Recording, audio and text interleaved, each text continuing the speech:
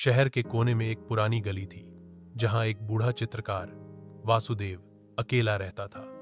उसका कमरा पुरानी पेंटिंग्स से भरा हुआ था, लेकिन दीवार पर एक तस्वीर अधूरी थी, जिस पर उसने पिछले 10 सालों से कोई रंग नहीं चढ़ाया था।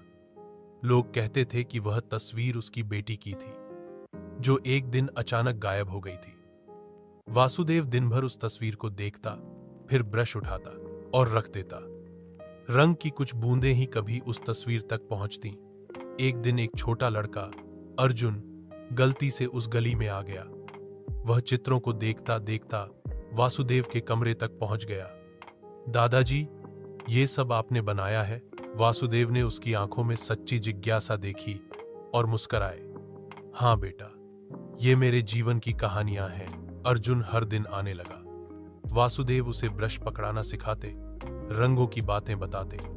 धीरे धीरे अर्जुन चित्रकारी में माहिर होता गया। एक दिन अर्जुन ने पूछा, दादाजी, ये अधूरी तस्वीर क्यों नहीं पूरी करते? वासुदेव का चेहरा उतर गया। ये मेरी बेटी की तस्वीर है।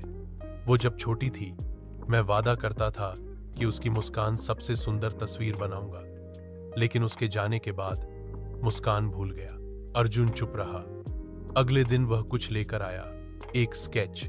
एक छोटी बच्ची मुस्कुरा रही थी। ये मेरी बहन है, अर्जुन बोला। मां कहती हैं कि आपकी तरह उसकी भी मुस्कान एक कलाकार को चाहिए। वासुदेव ने स्केच देखा और उसकी आंखें भर आईं। उस दिन पहली बार उसने ब्रश उठाया और अधूरी तस्वीर में रंग भरने लगा। हफ्तों की मेहनत के बाद तस्वीर पूरी हुई। एक लड़की की सुंदर मुस्कान, जैसे जीवन फिर से लौट आया हो। जब गली के लोगों ने वह तस्वीर देखी तो सब भावुक हो गए। वासुदेव की आंखों में उम्मीद का रंग लौट आया था। कुछ ही दिन बाद एक महिला उस गली में आई। उसके हाथ में वही पुराना स्केच था जो अर्जुन ने वासुदेव को दिया था। मुझे वासुदेव जी से मिलना है, उसने कहा। वासुदेव ने जैसे ही महिला को देखा, उसके पैर कांपने लगे। वह उसकी बेटी थी, सानवी। वह मुस्कुराई, पापा, मैं वापस आ गई। वासुदेव की आंखों से आंसू झरने लगे। अधूरी तस्वीर पूरी हो गई थी, सिर्फ रंगों से नहीं, स्नेह, इंतजार और प्रेम से।